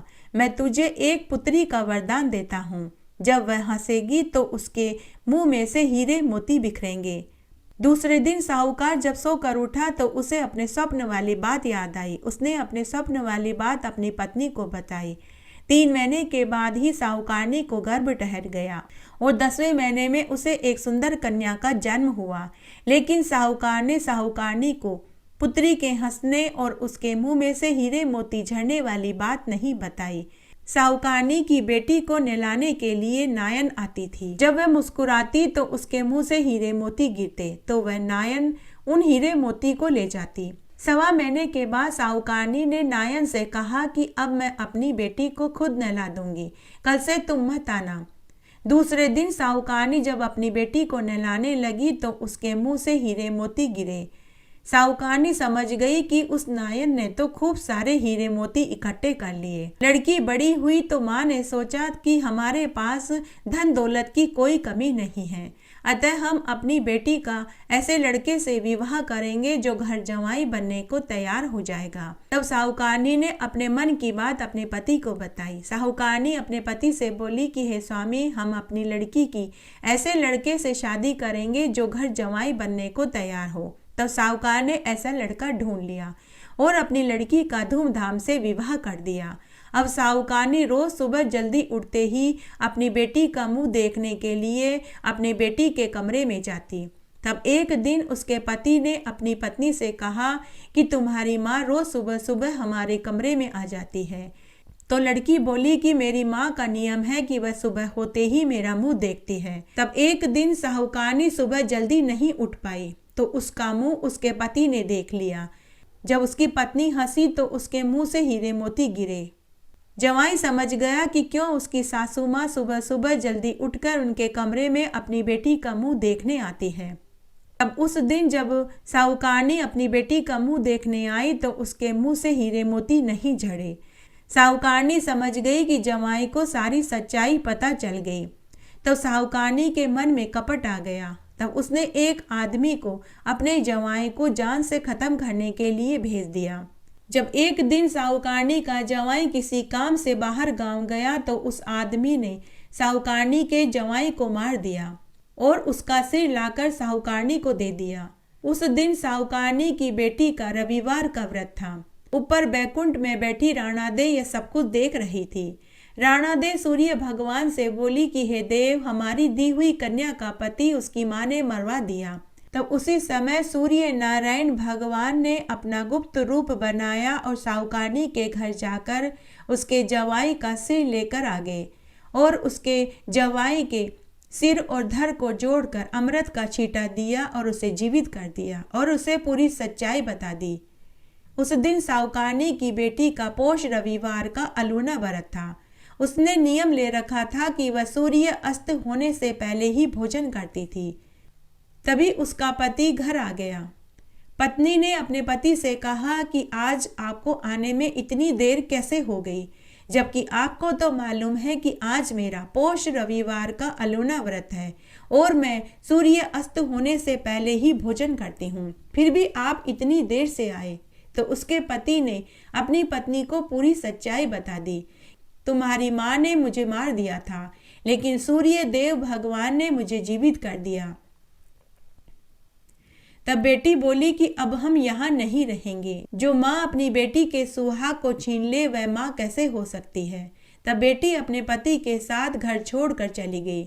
जैसे ही बेटी अपने माता पिता के घर से निकली कि उनके घर की सारी सुख समृद्धि चली गई। उनके घर से लक्ष्मी जी रुष्ट हो गई। बेटी के जाते ही माँ का सारा धन गायब हो गया। सूर्य नारायण भगवान जैसे आप साहुकानी की बेटी पर प्रसन्न हुए वैसे सबके ऊपर होना, कहानी कहने वाले के ऊपर, सुनने वाले के ऊपर और हुक्कारा भरने वाले के ऊपर। सूर्य देव से संबंधित कुछ प्रमुख कथाएं इस प्रकार हैं। लोलार्क की कथा। एक बार भगवान शिव ने काशी का वृतांत जानने के लिए सूर्यदेव को भेजा। उन्होंने सूर्य से कहा कि वहाँ का राजा दिवोदास बहुत ही धर्मपरायण है। कोई ऐसा उपाय करिए जिससे राजा के धर्म विरुद्ध आचरण करने से वह नगरी उजड़ जाए, किंतु राजा का अपमान न हो। भगवान शिव का आदेश पाकर सूर्य ने अपना रूप बदलकर काशी की ओर प्रस्थान किया। काशी पहुंचकर उन्होंने राजा की धर्म परीक्षा के लिए विविध रूप धारण किए। भिक्षुक और अतिथि बनकर राजा से दुर्लभ वस्तुओं का दान मांगा, किंतु उनको कहीं भी राजा में त्रुटि, धर्म विमुखता नजर नहीं आई। शिव जी की आज्ञा पूरी न कर सकने के क्षोभ में वे मंदराचल लौट आने का विचार छोड़कर काशी में ही रुकने का निश्चय कर लिया। काशी का दर्शन करने के लिए उनका मन लोल था, अर्थात लालायित था, इसीलिए उनका नाम लोलार्क पड़ा। वह सद्दम के किनारे भद्रवनी में विराजमान है। वाराणसी में निवास करने वाला जो व्यक्ति लोलार्क का भजन और पूजन नहीं करता वह क्षुधा, पिपासा, दरिद्रता, दाद, फोड़े, पुंसी आदि व्याधियों से ग्रसित रहता है। उत्तरार्क की कथा। दैत्यों के उत्पीड़न से देवता बहुत पीड़ित थे। बलिष्ठ दैत्यों द्वारा वे बार बार युद्ध में परास्त हो जाते थे। दैत्यों के आतंक से छुटकारा पाने के लिए उन्होंने सूर्यदेव भगवान की स्तुति करी। देवताओं की स्तुति से प्रसन्न होकर भगवान सूर्य उनके समक्ष उपस्थित हुए। देवताओं ने उनसे प्रार्थना करी कि हे सूर्यदेव, बलिष्ठ दैत्य बार बार कोई न कोई बहाना बनाकर हमारे ऊपर आक्रमण करते हैं और हमें परास्त कर हमारा अधिकार छीन लेते हैं। अतः आप कोई ऐसा उपाय बताइए जिससे करने के लिए इन दैत्यों से छुटकारा मिल जाए। समाधान सोचकर सूर्यदेव ने उनको अपने से उत्पन्न एक शिला देते हुए कहा कि वाराणसी में विश्वकर्मा द्वारा मेरी मूर्ति बनवाओ। मूर्ति बनाते समय छेनी से इसे तराशने पर जो पत्थर के टुकड़े बचे उनसे अपने लिए अस्त्र शस्त्र बनाओ। इन्हीं अस्त्र शस्त्रों से दैत्यों पर विजय पा सकोगे। देवताओं ने वाराणसी जाकर विश्वकर्मा के द्वारा सुंदर सूर्य प्रतिमा का निर्माण करवाया। बचे हुए टुकड़ों से देवताओं ने अस्त्र शस्त्र बनाए। मूर्ति जिस जगह रख कर बनाई गई थी उस जगह एक गड्ढा बन गया। उसी का नाम उत्तर मानस या उत्तराक कुंड है। सांबादित्य की कथा।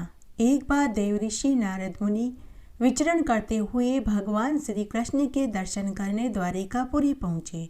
उन्हें देखकर यादव कुमारों ने उनको प्रणाम किया, किंतु सांब ने उनको प्रणाम नहीं किया। सांब का इस तरह का अशिष्ट व्यवहार देवऋषि नारद मुनि को अच्छा नहीं लगा। उन्होंने इस विषय में भगवान कृष्ण से भी कह दिया। कुछ दिनों के बाद नारद मुनि पुनः भगवान श्री कृष्ण से मिलने पहुँचे। तब भगवान श्री कृष्ण अंतःपुर में गोपियों के साथ बैठे हुए थे। नारद मुनि ने बाहर द्वार पर खेल रहे सांब से अपने आगमन की सूचना भगवान कृष्ण को देने के लिए कहा। सांब ने मन ही मन सोचा कि एक बार पहले मैंने नारद मुनि को प्रणाम नहीं किया तो ये पहले से ही मुझसे नाराज हैं। अगर आज भी मैंने इनकी आज्ञा का पालन नहीं किया तो ये और खिन्न हो जाएंगे और शायद मुझे शाप भी दे डालें। दूसरी ओर पिताजी माताओं के साथ एकांत में बैठे हैं, वहाँ जाना मेरे लिए अनुपयुक्त है। वह भी अप्रसन्न हो सकते हैं, लेकिन नारद मुनि के क्रोध से पिताजी का क्रोध कहीं अच्छा है, यही सोचकर सांब अंतःपुर में चले गए। सांब ने दूर से ही पिताजी को प्रणाम करके नारद मुनि के आने की सूचना दे दी। पीछे पीछे नारद मुनि भी वहां पहुंच गए। गोपियों को देखकर नारद मुनि ने भगवान श्री कृष्ण से कहा कि हे ईश्वर, शायद सांब को देखकर उसके सौंदर्य के कारण गोपियों को चंचलता का आविर्भाव हुआ है। सांब यद्यपि सभी गोपियों को माता के तुल्य मानते थे, किंतु देव ऋषि नारद की बात सुनकर श्री कृष्ण ने सांब को शाप दे दिया कि तुम कुष्ठ रोग से पीड़ित हो जाओ, क्योंकि एक तो तुम गलत समय पर मेरे पास आए हो, दूसरे तुमको देखकर माता सदस्य गोपिकाओं में चंचलता का उदय हो गया। यह सुनकर सांब भय से कांपने लगा। एक भयानक रोग से मुक्त होने के लिए उन्होंने भगवान से अनुनय विनय करी। पुत्र को निर्दोष जानकर भगवान ने सांब से कहा कि हे सांब, तुम काशी जाकर सूर्यदेव भगवान की उपासना करो तो तुम रोग मुक्त हो जाओगे। पिता की आज्ञा पाकर सांब ने विश्वनाथ जी के पश्चिम की ओर कुंड बनाकर उसके तट पर सूर्यदेव की प्रतिमा को स्थापित किया और भक्ति भाव से सूर्यदेव भगवान की पूजा करने लगे, जिससे वे कुष्ठ रोग से छूट गए। तभी से सांबादित्य भक्ति भाव से प्रार्थना करने वाले भक्ति के सभी व्याधियां दूर हो जाती है। इनका मंदिर सूर्य कुंड में है। द्रौपदादित्य की कथा। प्राचीन काल में भगवान शिव जी ही पांचों पांडवों के रूप में एवं पार्वती जी यज्ञ कुंड से द्रौपदी के रूप में उत्पन्न हुई थी और भगवान सूर्य नारायण उनकी सहायता के लिए श्री कृष्ण के रूप में अवतरण हुए थे। पांडव जब अपने चचेरे भाई दुर्योधन की कुटिल नीति के कारण राज्य त्याग कर जंगलों और पहाड़ों में इधर उधर घूम रहे थे, तब अपने पतियों की इस दारुण विपत्ति से रक्षा और उद्धार के लिए द्रौपदी ने सूर्यदेव भगवान की पूजा करी।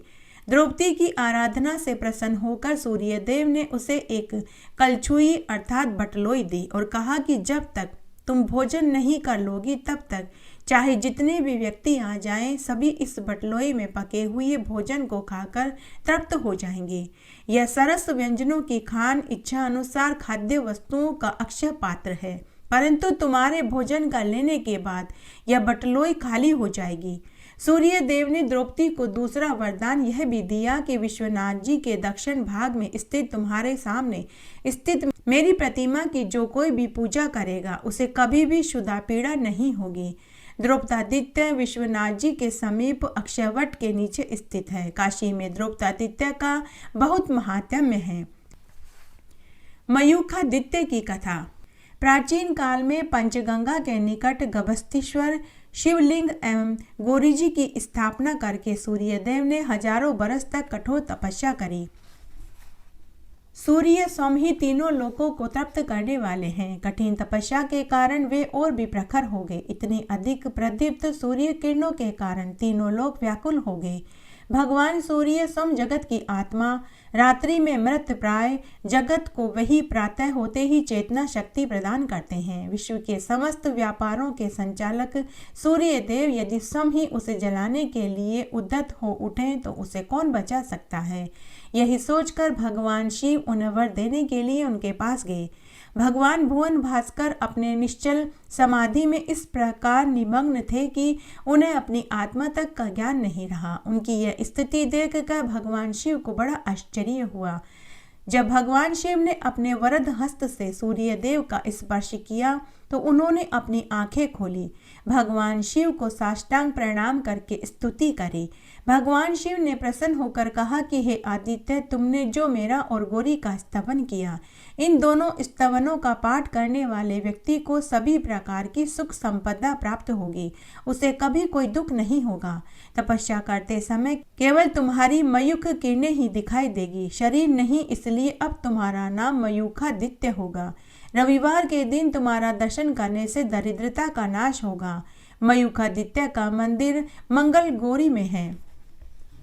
भगवान सूर्य का अक्षय पात्र। महाराज युधिष्ठिर सत्यवादी, सदाचारी, धर्म के अवतार थे। चाहे जितना बड़ा संकट आ जाए वह न तो झूठ बोलते थे और न ही धर्म को छोड़ते थे। फिर भी भाग्यवश राजा होने के कारण धृतक्रीड़ा में सम्मिलित होना पड़ा।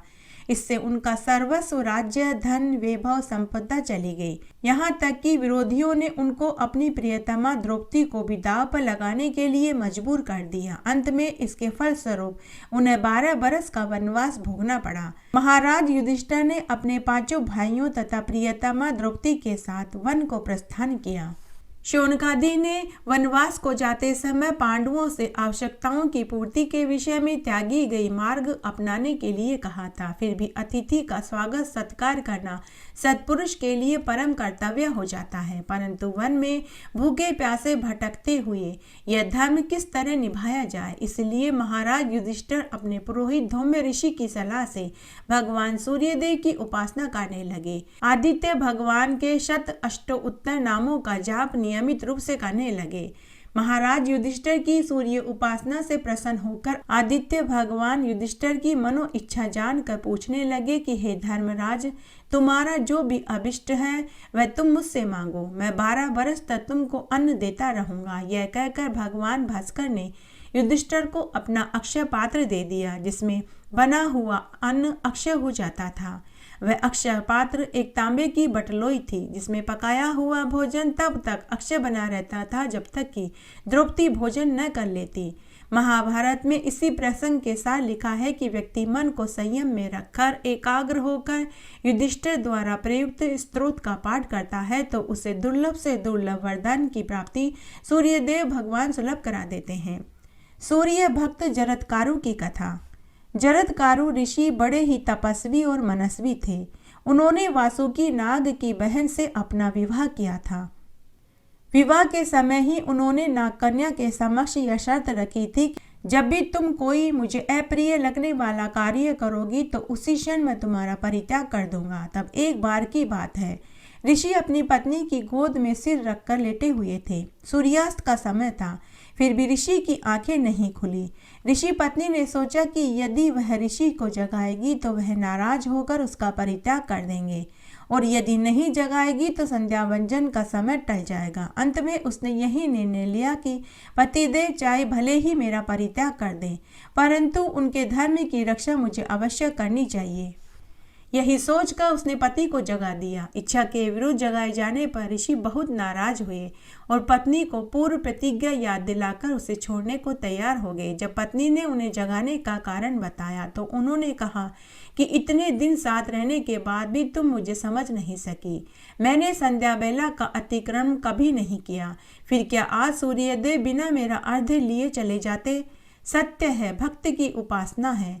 दृढ़ भक्ति के आगे भगवान भी झुक जाते हैं। हठीले भक्तों के लिए भगवान स्वयं ही अपने नियम को तोड़ देते हैं।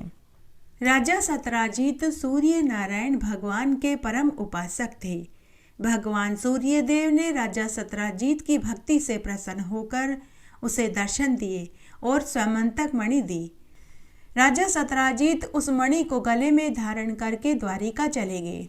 वह मणि इतनी चमकीली थी कि उसे देखकर पूर्ववासियों ने समझा कि सूर्य नारायण भगवान आए हैं। तब सुधर्मा सभा में बैठे हुए भगवान श्री कृष्ण के पास गए और कहने लगे कि हे प्रभु, सूर्य नारायण भगवान आ रहे हैं। उनकी बात सुनकर भगवान श्री कृष्ण के मुख पर मुस्कान आ गई और वे बोले कि नहीं, वे सूर्य देव नहीं हैं, वे तो समंतक मणि धारण करके सत्यजित आ रहे हैं। मणि के कारण इनकी ज्योति फैल रही थी। सूर्य ने उन्हें यह मणि दी थी। सत्यजित ने ब्राह्मणों को बुलाकर स्वस्ति वाचन कराया, मणि की पूजा करी, उस मणि को अपने भवन में स्थापित कर दिया।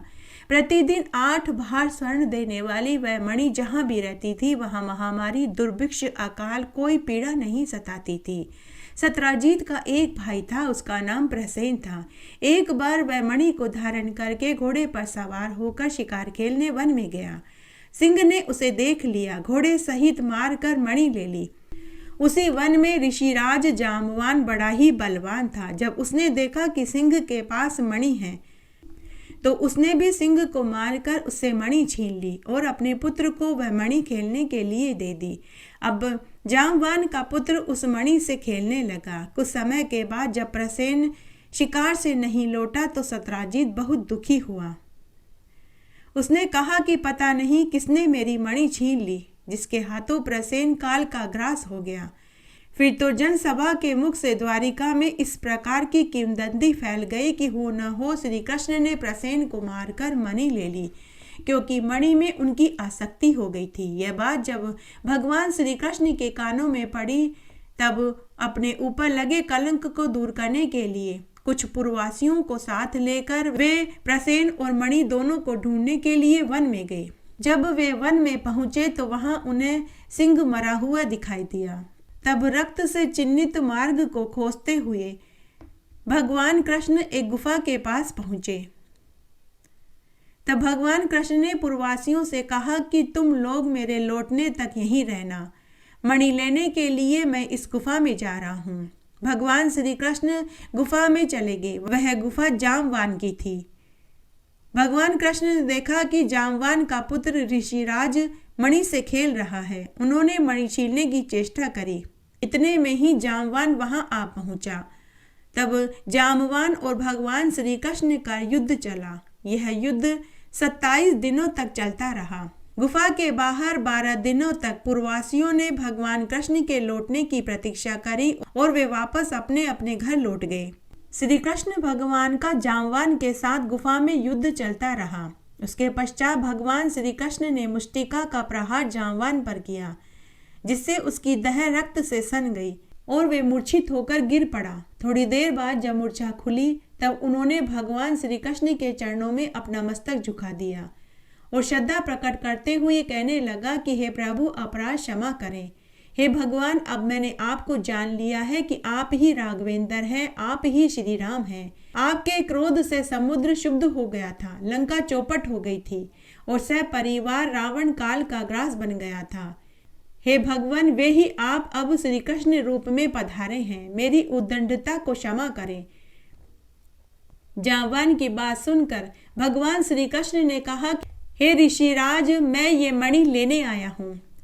तब जामवान ने प्रीतिपूर्वक भगवान श्री कृष्ण की पूजा करी और अपनी कन्या जामवंती का विवाह उनके साथ करा दिया और वह मणि भी लौटा दी। तब श्री कृष्ण भगवान ने जामवंती को पत्नी रूप में स्वीकार किया और मणि गले में धारण करके वापस द्वारिका में आ गए। उसके बाद भगवान श्री कृष्ण ने वह मणि सत्राजीत को वापस लौटा दी और समंतक मणि की पूरी सच्चाई भी बताई। जब सच्चाई सत्राजीत को पता चली तो उसे अपनी गलती का एहसास हुआ। तब उन्होंने भगवान श्री कृष्ण से मणि चोरी इल्जाम लगाने की माफ़ी मांगी और अपनी पुत्री सत्यभामा का विवाह भगवान श्री कृष्ण के साथ करा दिया और मणि भी लौटा दी। तब भगवान श्री कृष्ण ने वह मणि अपने नाना राजा उग्रसेन को सौंप दी, ताकि उससे मिले धन का वह सदुपयोग प्रजा की भलाई के लिए कर सके। फिर श्री कृष्ण भगवान ने नारद मुनि से पूछा कि मेरे ऊपर मणि चोरी का इल्जाम क्यों लगा। तो नारद मुनि ने कहा कि एक बार आपने भादवा मास के शुक्ल पक्ष की चतुर्थी के चांद का दर्शन कर लिया था, इसीलिए आपके ऊपर मणि चोरी का इल्जाम लगा। सूर्य चालीसा। कनक बदन कुंडल मकर मुक्ता माला अंग, पद्मासन स्थित ध्याये शंख चक्र के संग। जय सविता जय जयति दिवाकर, संत्रांशु सप्ताश्व तिमिर हर, भानु पतंग मरीचि भास्कर, सविता हंस सुनूर विभाकर। विवस्वान आदित्य विकर्तन मार्तंड हरिरूप विरोचन, अंबर मणि खग रवि कहलाते, वेद हिरण्य गर्भ कहे गाते। सहस्त्राशु प्रदोतन कही कही, मुनिगण होत प्रसन्न मोद लही। अरुण सदृश सारथी मनोहर, हाकत है साता चढ़ी रथ पर। मंडल की महिमा अति न्यारी, तेज रूप केरी बलिहारी। उच्च शैवा सदृश है जोते, देखी पुरंदर लज्जित होते। मित्र मरीचि भानु, अरुण भास्कर सविता, सूर्य अर्क खग, कलिकर पूषा रवि, आदित्य नाम ले हिरण्य गर्भाय नमः कही के। द्वादश नाम प्रेम सो गावे, मस्तक 12 बार नवावे। 4 प्रदात सो जन पावे, दुख दारिद्र अध पुंज नसावे। नमस्कार को चमत्कार है, विधि हरिहर को कृपा सार्य है। सेवे भानु तुम ही मन लाई, अष्ट सिद्धि नवनिधि ते ही पाई। 12 नाम उच्चारण करते, सहस जन्म के पातक टरते। उपाख्यान जो करते तव जन, रिपु सो जमल हते सो ते ही छन। छन सुत जुत परिवार बढ़त है, प्रबल मोह को फंद कटत है। अर्क शीश को रक्षा करते, रवि ललाट पर नित्य बिहरते। सूर्य नेत्र पर नित्य विराजत, कर्ण देश पर दिन कर छाजत। भानु नासिका वास करहु नित, भास्कर करत सदा मुख कोहित। ओट रहे परजन्य हमारे, रसना बीच तीक्ष्ण बस प्यारे। कंठ सुवर्ण रेत की शोभा, दिग्म तेजस कांधे लोभा। पूषा बाहु मित्र पीठही पर, त्रष्टा वरुण रहम सुउष्ण कर। युगल हाथ पर रक्षा कारण, भानु भान उर सर्म सुदर्शन। बरसत नाभि आदित्य मनोहर, कटि मह हंस रहत मन मुद भर। जंगा गोपति सविता बासा, गुप्त दिवाकर करत हुलासा। विवस्वान पद की रखवारी, 12 बसते नित तमहारी। सहस्त्राशु सर्वांग समहारे, रक्षा कवच विचित्र विचारे। अस जोजन अपने मन माही, भय जग बीज करहु तेहि नाही। दरिद्र कुष्ठ तेहि कबहु न व्यापे, जोजन याको मन मह जापे। अंधकार जग का जो हरता, नव प्रकाश से आनंद भरता। ग्रह गण ग्रसी न मिटावत जाही, कोटि बार में प्रणवो ताही। मंद सदृश सुत जग में जाके, धर्म राज सम अद्भुत बाके। धन्य धन्य तुम दिनमणि देवा, किया करत सुरमुनि नर सेवा। भक्ति भाव युक्त पूर्ण नियम सो, दूर हटत सो भव के भ्रम सो। परम धन्य सो नर तनधारी, है प्रसन्न जेहि पर तमहारी। अरुण माघ मह सूर्य फाल्गुन, मद वेद अंग नाम रवि उदयन। भानु उदय वैशाख गिनावे, ज्येष्ठ इंद्र आषाढ़ रवि गावे। यम भादो आश्विन हिमरेता, कार्तिक होत दिवाकर नेता। अगहन बिन विष्णु है पूसही, पुरुष नाम रवि है मलहसी। भानु 40 प्रेम युत गवी, जय नर नित्य सुख संपत्ति। लहे विविध होई सदा कृतकृत्य। श्री सूर्य 40। श्री गुरु गणपति शारदा, लक्ष्मीपति भगवान। सूरज 40 रचु, करहु सर्व कल्याण। जय जय जय कश्यप सुवन, मार्तंड रविभान। छीतरमल कवि ज्योतिष धरे तुम्हारा ध्यान। जय दिनेश कश्यप के नंदन, भक्त जनन के काटू फंदन। शीश मुकुट मणि कुंडल स्वामी, शोभित है प्रभु नमो नमामि। मणिमाला शुभ गल पे साजे, विष्णु तिलक भाल पर राजे। लाल वस्त्र किरणे शुचि चमकत, रतन जड़ित पटका कटी दमकत। चतुर्भुजी प्रभु रूप विशाला, महानाथ तप तेज निराला। श्याम करण घोड़े पर गाजो, सुवर्ण के सिंहासन राजो। कश्यप मुनि के पुत्र कहाए, त्रैलोकी पति तुम ही मनाहे। वरदानी तुम हो सब लायक, सर्व षष्टि को हो सुखदायक। सतराजीत ने भक्ति कीनी, हो प्रसन्न तुमने मणिदीनी। उमा रमा सीता पति ध्यावत, ब्रह्मा विष्णु महेश मनावत। शेष शारदा गुण को गावही, नाथ आपका पार न पावही।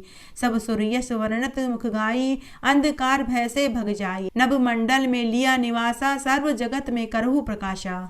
सूर्य भास्कर भानु प्रभाकर, दिनकर रवि आदित्य दिवाकर। नमो नमो सविता दी दिनेशा, सारहु कारज नाथ हमेशा। खग मरीच माली पारायण, अर्क मित्र जय जय नारायण। जो जन ध्यान तुम्हारा धरते, अंत समय भव पार उतरते। नाथ दास की रक्षा कीजिए, कष्ट भक्त के सब हर लीजिए। तमेश्वर नाम जगत विख्याता, बार बार प्रभु तुम ही मनाता। मार्तंड तुम्हरे गुण गाऊं, चरण कमल पद शीश नवाऊं। महाप्रकाश तेज का छाया, फैल रही सब जग में माया। अरुणोदय है नाम तुम्हारा, जप तप करत सकल संसारा। प्रभु सवितादि भक्त हितकारी, जय दिनेश देव कष्ट निवारी। आदित्य आदि करहु शुभ दृष्टि, पूजत नाम तुम्हें सब सृष्टि। जय जय जय तेजस्वी नाता, दास चरण में नावही माता। लीला अपरंपार तुम्हारी, निश दिन ध्यान धरत नर नारी। प्रथम नवग्रह में पद पाया, चारों वेदन यश गुण गाया। प्रातः होत जन दर्शन पावे, धूप दीप जल सभी चढ़ावे। देव धनुज ऋषि मुनि सब गावत, तीनहु लोक आपको मनावत। कालिंदी ले आज्ञा धाई, ताको पति मिले यदुराई। रही सर्वदा जमुना कुंवारी, सब पापों का नाशन हारी। यह शतबार पाठ को फेरे, कटही कष्ट दुख निश दिन हेरे। चीतर मल कवि रवि के दासा, नगर हाथ रस करही निवासा। जय जय जय रवि भास्कर, दिन कर नाथ दिनेश, सूर्य प्रभाकर दिवाकर, काटो सकल कलेश।